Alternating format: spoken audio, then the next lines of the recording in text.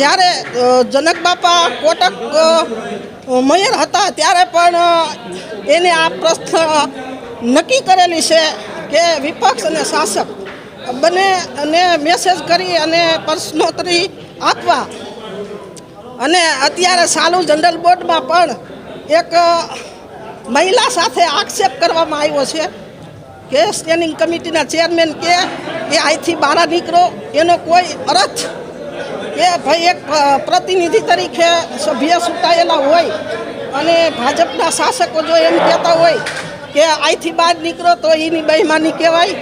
અને જ્યારે 2 મહિને રાજકોટની નાગરિક જનતાના પ્રશ્ન આવતા હોય છે અને એ પ્રશ્ન અમે ઉઠાવતા હોય છીએ, જે પ્રશ્ન ઉઠાવતા હોય છે અને આ નવી ભાજપની સત્તાધારી કરી અને મહાનગરપાલિકામાં આ સેક્રેટરીના ખંભે બંદૂક રાખીને ફાયરિંગ કરવામાં આવ્યું છે અને ભલીનું નાળિયેર ચડાવવામાં આવ્યું છે એવું ફર્સ્ટ અમને દેખાઈ રહ્યું છે.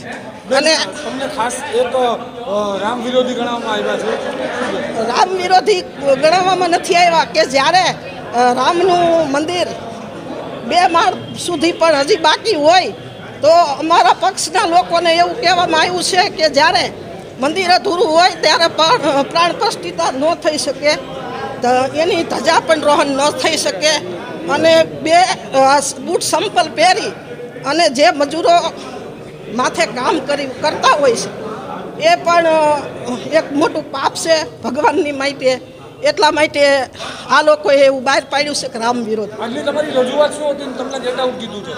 આજની અમારી રજૂઆત બાંધકામોના અને જે અમારા આકરા પ્રશ્ન જનતાના હોય છે તે પણ અધિકારીઓને શાસક પક્ષને અમને જવાબ ન દઈ શકે એટલે એ લોકોને હાર પણ માનવી પડે કે અમારે શું જવાબ આપવા વિપક્ષને.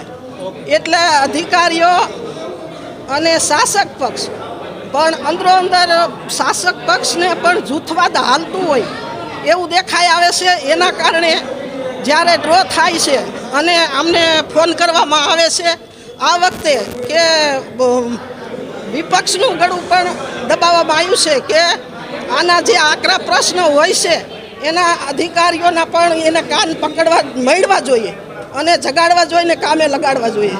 એ પણ અમે સતત કાર્યરત મહેનત કરીએ છીએ અને કોંગ્રેસના કોર્પોરેટરો સતત જો મહેનત કરતા હોય અને જનતા માટે ઊભા હોઈએ તો તેને પણ અમને સાંભળવા માંગતા નથી.